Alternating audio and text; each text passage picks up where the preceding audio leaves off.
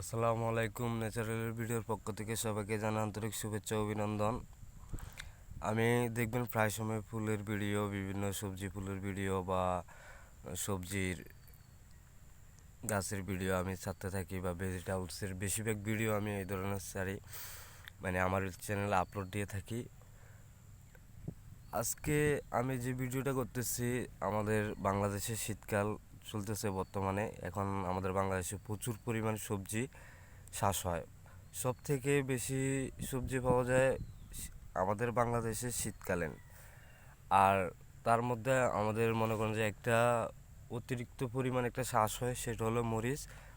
এই যে মরিচ গাছ দেখতেছেন, এটা হলো আপনার হাইব্রিড মরিচ। এটাতে আপনার এখন থেকে ফুল আসা কিন্তু শুরু হয়েছে। দেখেন, ফুল আসা শুরু হয়েছে প্রত্যেক মরিচের চারা।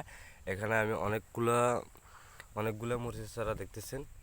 এই যে এগুলো দেখতেছেন সব মরিচের চারা, ঠিক আছে।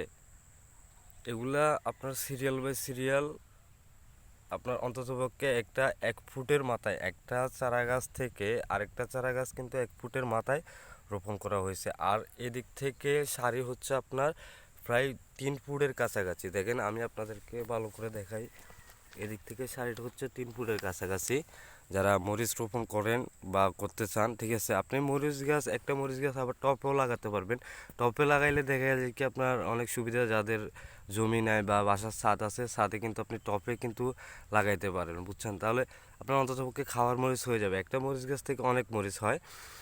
যদি আপনি ভালোভাবে যত্ন নেন তাহলে অনেক লাভবান মরিচ চাষে। তো মানে যারা লাগানোর পদ্ধতিটা জানেন না, মাটিটা ভালো করে সাজ দিয়ে নেবেন, বা মাটিটা একদম ভালো করে জুড়ো করে নেবেন, এবার এরকম করে পাউডারের মতো করে নিয়ে তারপর আপনি চারা গাছটা লাগাবেন। অবশ্যই পানি দিয়ে লাগাবেন লাগানোর সময়, ঠিক আছে। আল্লাহ হাফেজ। আজকে এই পর্যন্ত। যদি এই ধরনের ভিডিও চান তাহলে অবশ্যই এই ভিডিওর কমেন্টে জানাবেন, বা এই ধরনের ভিডিও আপলোড করেন, আমাদের খুব ভালো লাগতেছে, অবশ্যই আপলোড করব। আজকে এই পর্যন্ত। আল্লাহ হাফেজ।